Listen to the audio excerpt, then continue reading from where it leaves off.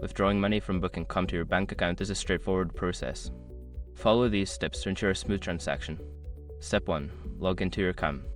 Access your Booking.com account by entering your login credentials. Make sure you are using the account associated with your bookings. Step 2. Navigate to the financial section. Once logged in, go to the financial or payment section of your account. This area typically contains information about your earnings and withdrawal options. Step 3. Select withdrawal method. Choose the option to withdraw funds.